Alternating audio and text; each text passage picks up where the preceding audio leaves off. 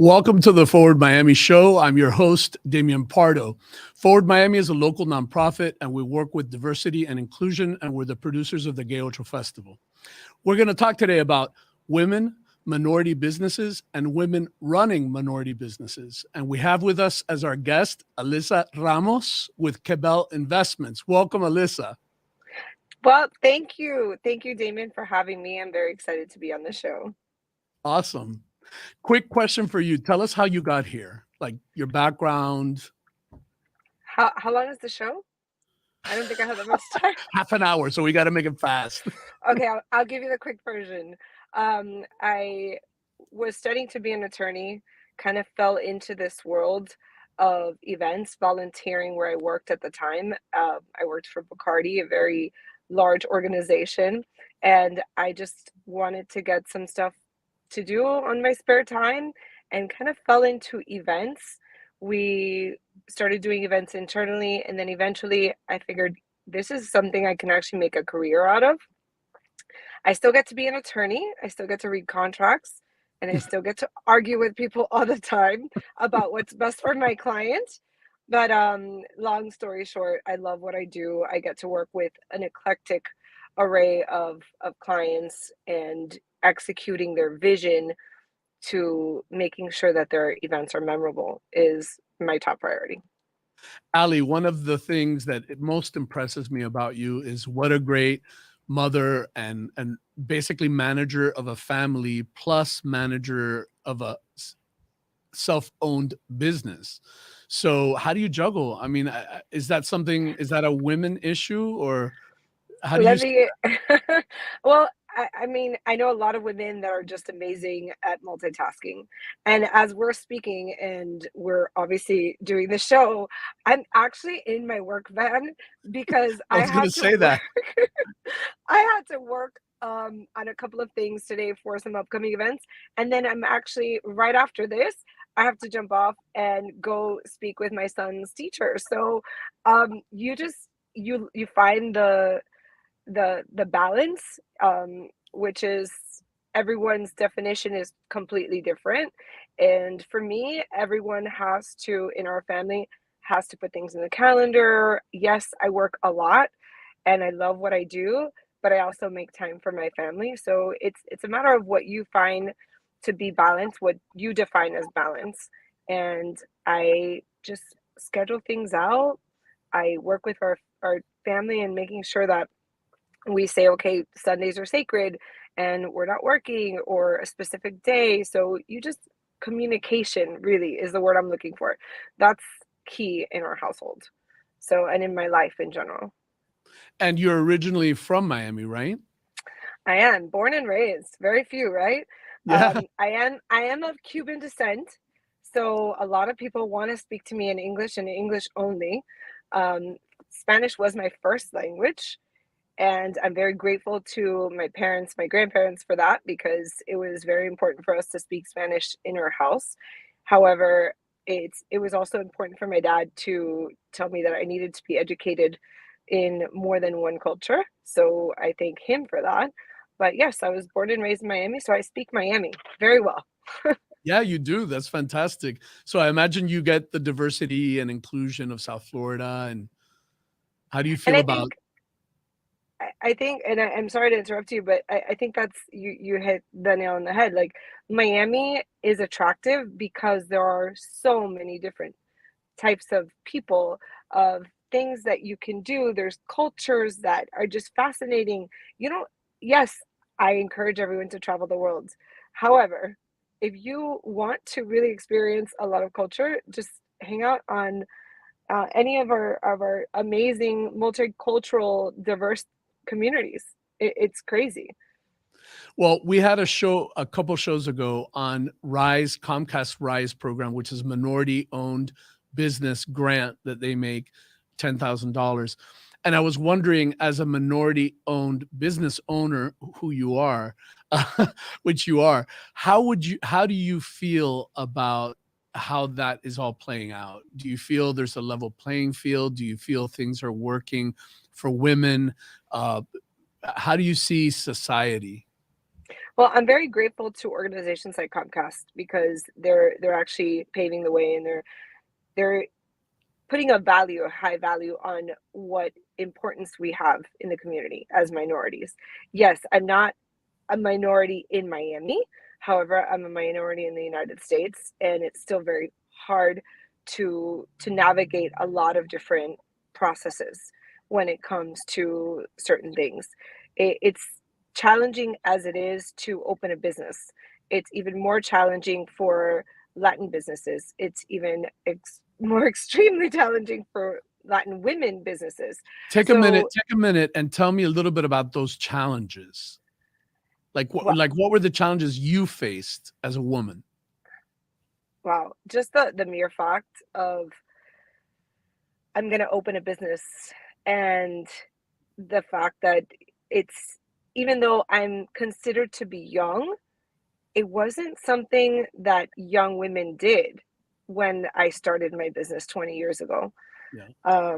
It was even my own family, which is ironic because my dad has been a realtor since the year I was born. And he, in essence, has had his business and eventually helped my mom form her own business. His first question to me was, "Are you sure you want to do that?" I was flabbergasted when they said that. I was like, "What?" And that's just exactly more the reason why I wanted to do it, because it wasn't just my family that kind of questioned it. It was my neighbors and my community. It's like, wait a minute, why'd you get a degree for if you're going to start your own business? I'm like, even more so why I want Mhm. to start my own business because I have a degree. How good, like, how am I going to put it to use for real for somebody else, or really for myself, and wanting to pave that way for my family and creating the legacy for them? To me, it's super important.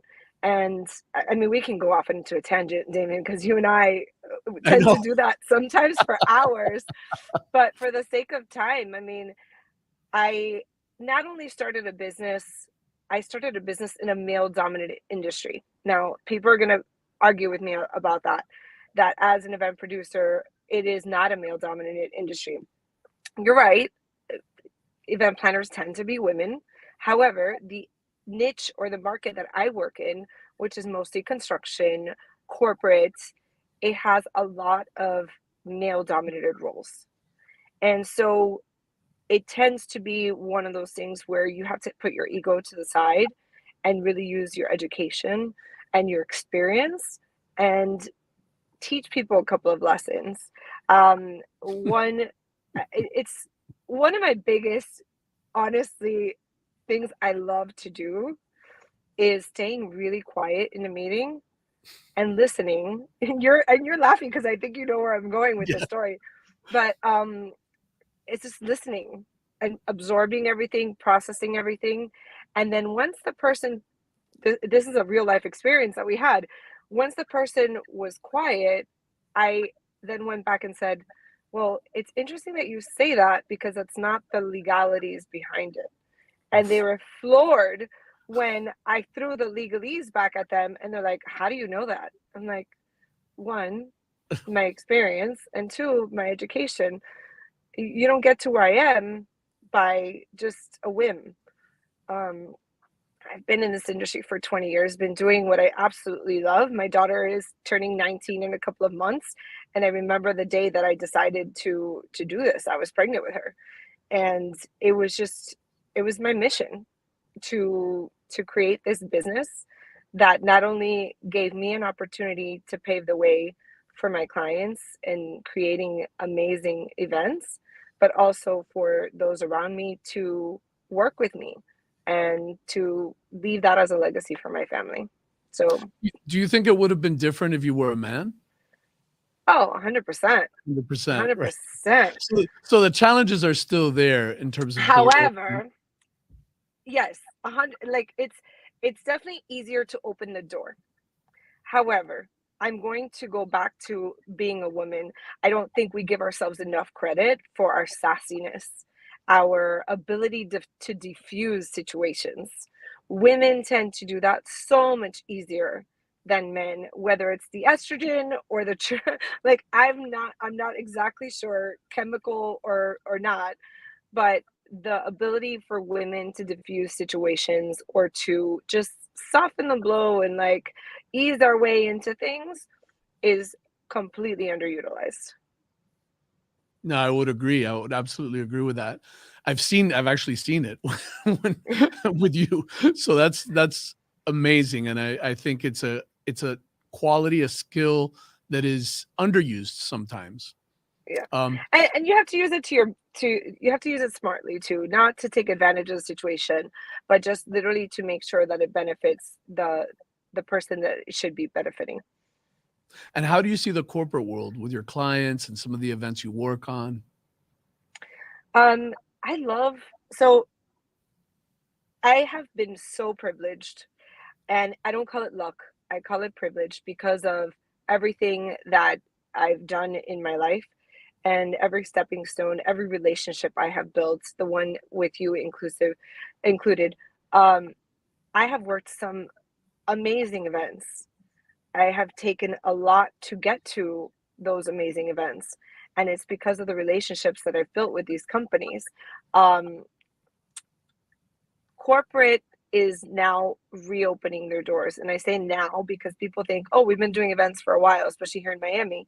Um, but corporate's getting back to in person events where it really is engaging team members. It's engaging their employees because they saw so much solidarity between the employees in coming together.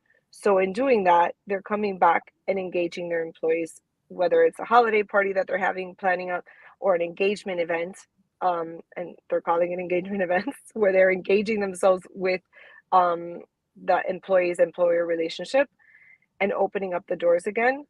They saw that this whole work from home is phenomenal for productivity, but really didn't work for their just morale. So they're opening up their doors again. And because of the trust and years of experience that I've had with them, they are looking to me and my organization to help engage their employees and just reinvigorate their energy for their companies. No, that's great. And have you found getting financing or getting terms or getting the kind of support that a small business like yours would need is out there? Has that been a challenge, or do you find that that's working? So it's funny because, I have a degree in business administration. And at no point in time did they ever teach me. And it could be that I would just graduated too many years ago, but at no point in time did they teach me the importance of cash flow or even having a line of credit or having grants available to you. At no point did they teach me any of that. They just said, okay, go create your business, have fun, and expected cash to like flow from the tree, in your backyard. On the contrary, it was almost like shunned upon if you pulled out a loan, because then it's like, oh, you're in debt already. So now that we have organizations like SBA that are really, really prominent in the community and reaching out, organizations like Forward Miami, organizations in general that help small businesses, whether it's because of their growth in the community, even the county and city have all these different grants that are available to us. So all you have to do is just educate yourself, go out there, do the research, and worst case, I mean, DM us. Uh, Damian, you're full of information for all these grants. You told me about one this morning, and I was like, what? How did I not know that? So you really need to, just like I encourage kids when they're graduating or like their junior year to go out and look for scholarships. I encourage everyone in business to go and look for the hypothetical, or quote unquote scholarships, the grants, the funding that's out there. It's not necessarily a loan. Some of them are at very low interest rates, but there is a lot of free money out there because we do need a lot more small businesses. No, that's great. How about as a Hispanic Latina business owner? How do you see, does that change some of what we're talking about, or? Yeah, there's a little bit more or less opportunities depending on where you're coming from as a Latin of Latin descent. Um, it applies for women as well, and the fact that I have the trifecta. I'm a woman, I'm Latin descent, but I was also born here. So it's one of those things. There's just a lot of opportunity. You have to get that niche of what you are, or that little focus of what you are, and really capitalize on that as much as you can for the positive, and then how you reinvest in your business. So going to one of the things during COVID, for example, I applied for a couple of different grants, and I thankfully was able to do that, and I was granted this money, which allowed me to reinvest in my business. I have a cargo van that I'm actually sitting in right now. I have equipment that I didn't have before because of it. And now I'm offering new technology to my clients at Forward Miami events, for example, at Gaucho Festival that is produced by Forward Miami. We have certain systems that we can put together because of the grant money that we were able to acquire. So there's just a lot that I encourage people to do, and really do your homework. I know people in business, when you have your own business, you always say the most important thing to me, I love to listen to, is, oh, but I don't have time. Girl, I know what it's like to not have time. Okay, because my husband has his own business, I have my own business, I have an 18-year-old daughter, I have a 9-year-old son, I have parents that need my help, I have a grandfather, like, I can go on. We all have these excuses, but I know those 10 minutes that you spend on Instagram and checking out social media and who your competition is, you can invest those 10 minutes into doing a little bit of research to acquire some grant funding and being able to reinvest in yourself. One of the points you made, which I think is such a good one, is the lack of financial literacy in our education system. You know, you said you never knew about cash flows. Nobody had ever told you about that. I'm always in shock because you don't need to be Einstein to understand a stock or a bond or cash flows, but you do need to understand them in capitalism. That's our language for economics. So the same way we need to be proficient in English, we should be proficient in capitalism. Yep. And like you said, you came out and you had nothing. So I'm wondering, maybe some advice you can give to viewers or younger folks or older folks deciding that they want to go ahead and start a business. So super important. I got my degree in business administration. We spoke hypotheticals about what operations should look like in operations management and so forth, and managing your cash flows and managing your accounting, but they never said you need to have some. Um, the most important advice I can give anyone starting their own business or currently in business, and you need to step it up, is don't be afraid to get help. Sometimes we're so full of pride, and this applies with every aspect of your business and every aspect of your life. Um, it's so important to ask for help. You just need to ask the right help. You have, again, organizations like SBA. You have organizations like yourself. Like, honestly, I don't think you and I has spoken enough about wealth management and how you need to manage the money you're making and where to put it. So speak up, go out and do the research. Again, educate yourself. Don't wait for someone to do it for you. Don't wait for you to have the time. Make the time. Educate yourself, because you'd be surprised how much you can actually gain by taking even 10 minutes a day in any aspect of your business. If you're learning something new, you're increasing your value, and therefore you're providing more to your clients, whoever they may be, whether it's a product or service. Ali, I thought we could talk a little bit about some of the events that you work on and maybe some of the uniqueness about them or some of the challenges Sure. or even some of the things you like the most. Okay. So where to start? Um, so some of our portfolio includes clients like Bacardi, clients like Ford Miami, IKEA Miami, Kendall Regional Medical Center, HCA as a whole. HCA owns a couple of different hospitals all around the United States. Um, I love what I do. 90% of what I do is relationship building.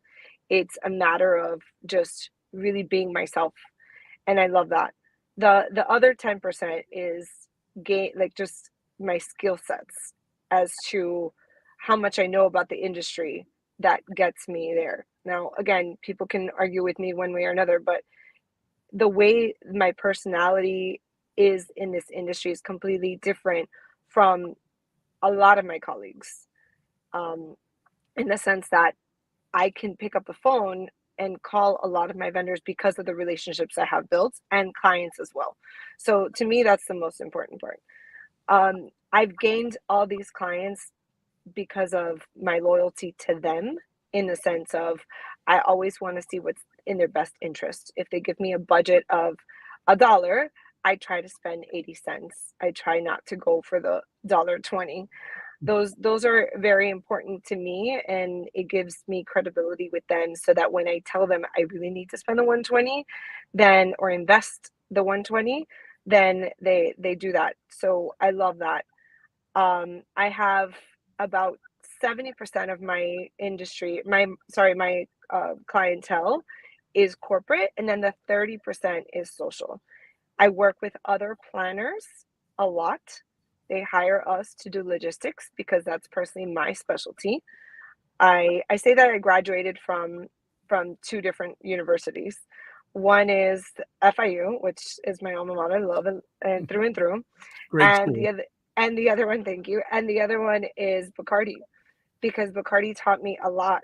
I was there for a very long time, and I was very young when I was there, and so the a lot of my experience in logistics came from working there and managing the events from beginning to end.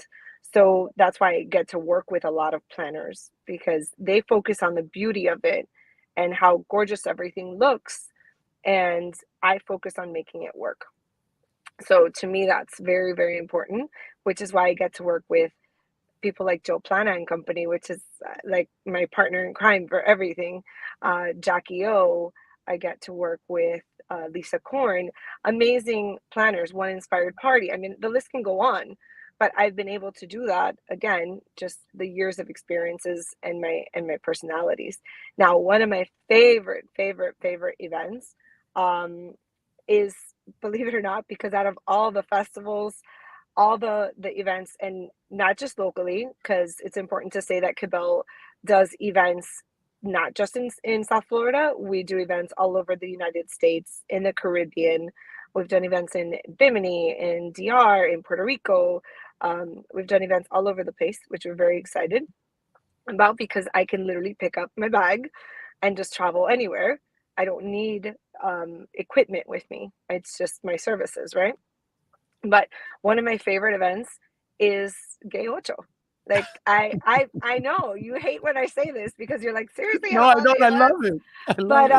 But it's it really is. It's one of my, and my kids know this, and my family knows this, because my team knows this, because it's just so much fun.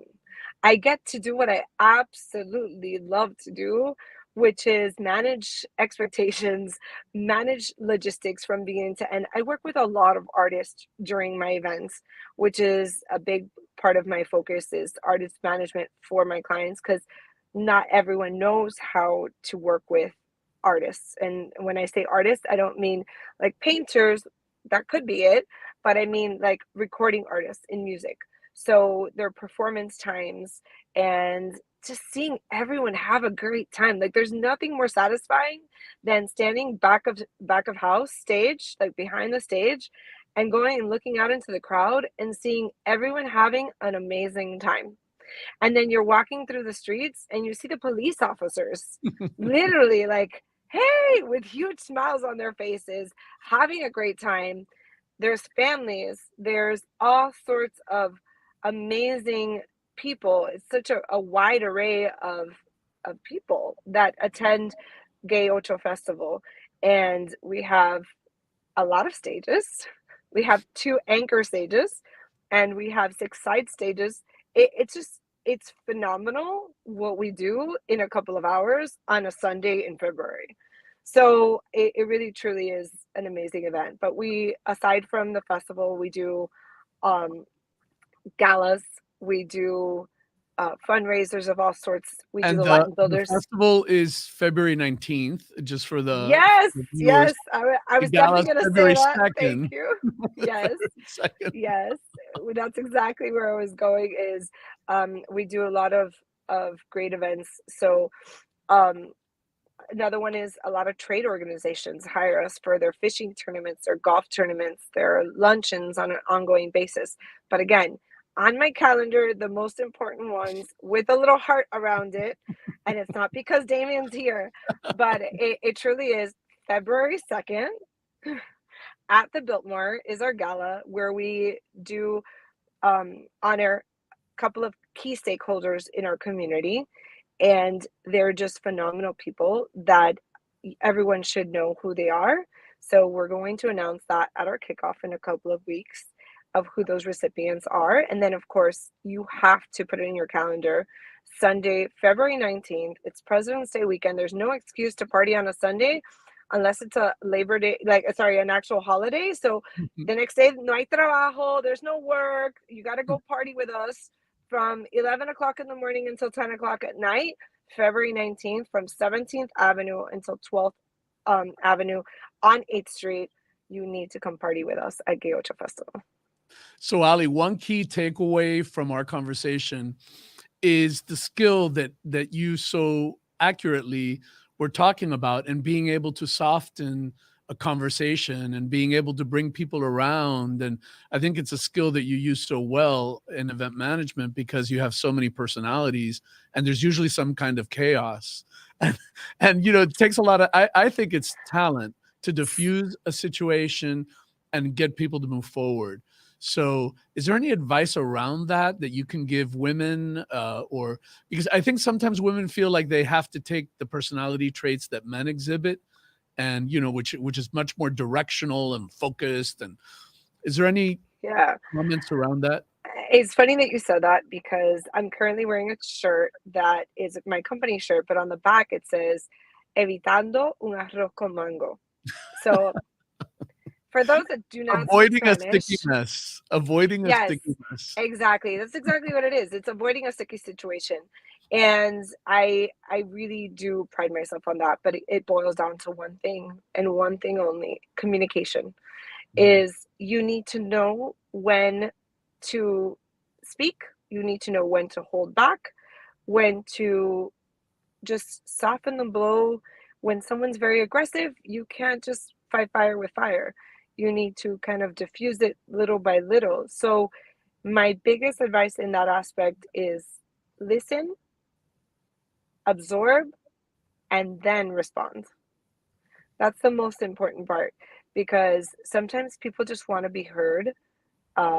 Sometimes they want certain things, and all I can tell you is just listen, absorb, and then respond. It could be that what they're saying is a great suggestion. It could be that what they're saying is horrible, but you need to listen, absorb, and then respond. I will say, I think that's actually what Forward Miami tries to do with the political world. It's kind of get everyone to that place where they do those exact three things. And I'm wondering, as a woman in this political landscape, what's important to you? How do all these political messages on all the, channels, how do they get to you? Uh, so I am going to deflect from that answer just a little bit, because I get the privilege to work with a lot of these elected officials, a Mhm. lot of these um, amazing people that have their own successes, their own um, rights. However, the way that I receive the messages is is very different, because I get to see how they a lot of these elected officials are in action. So I take what they say with a grain of salt. Sometimes they say things that they want people to hear, which I think is a little bit backwards. I think that what you should do is, again, I'm going to go back to listen to the people. If I can give any advice to any elected official, is listen to the people, absorb what they're saying, and then respond. And if I can give any advice to any business owner that thinks that they do not need to be listening to politics, I'm going to give you this advice: listen, absorb, and engage. I'm going to change it. Instead of respond, engage.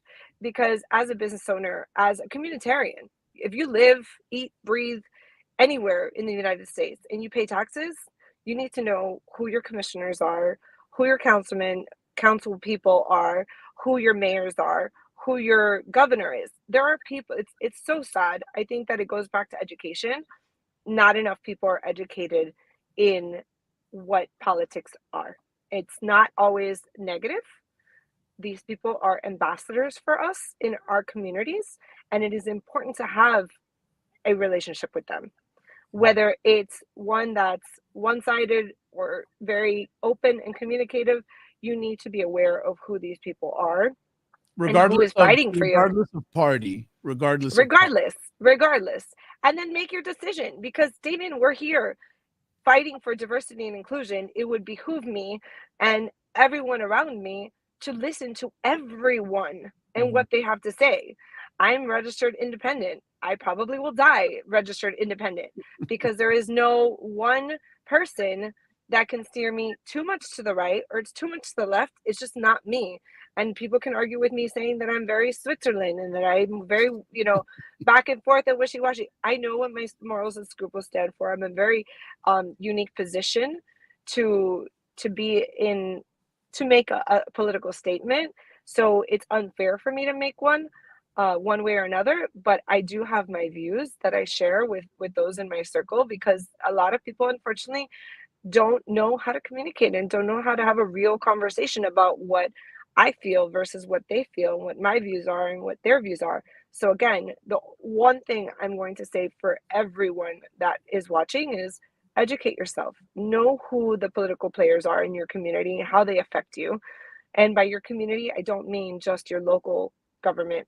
I mean your state government, and for those that are fighting for you in Congress. So super important to have that, to know who they are. Ali, one last thing. You're welcome to deflect, but, Sure. but wondering because there's so much talk about the strategy of Roe v. Wade and how that plays into everything. And I'm curious, as a minority business owner who's a woman, is that an issue that you would vote on just on that issue? Do you combine it? How does that fit into your world, regardless of where you stand on it? Right.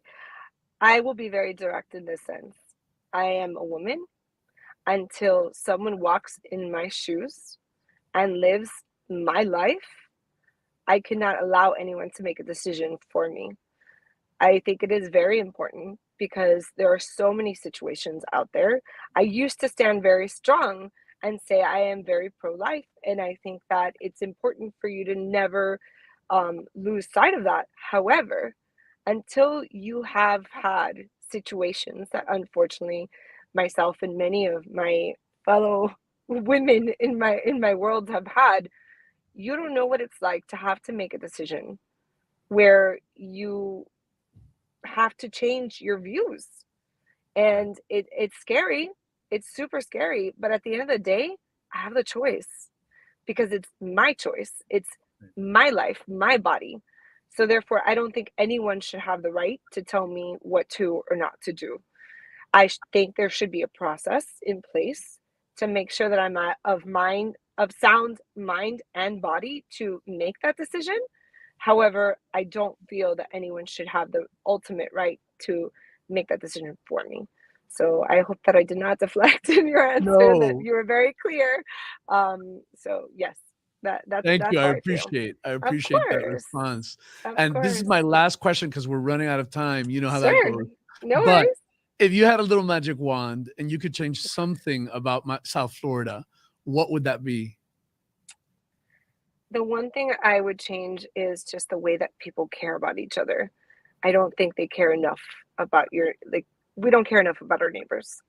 The person to your left, the person to your right, we go through so many emotions. I think that's why I love the Caribbean so much, is that they actually take the time to enjoy their life.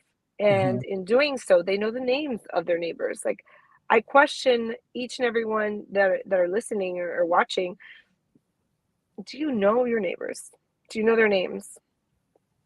Do you go around just through the motions? Do you know the person that cleans your dry cleaner clothes? Do you know the person at the register at Publix? Like, just really get to know each other a little bit better. I'm not saying, hey, go out to dinner with everybody, but just hi, smile, share something new with them, care about them. You'd be surprised how much more in your world you get back from putting that out, your That energy. that is absolutely beautiful and a great place to end the show on, Ali. Thank you very much for your time, and we Thank you. thank all the viewers as well, and we look forward to seeing you next week. Thank you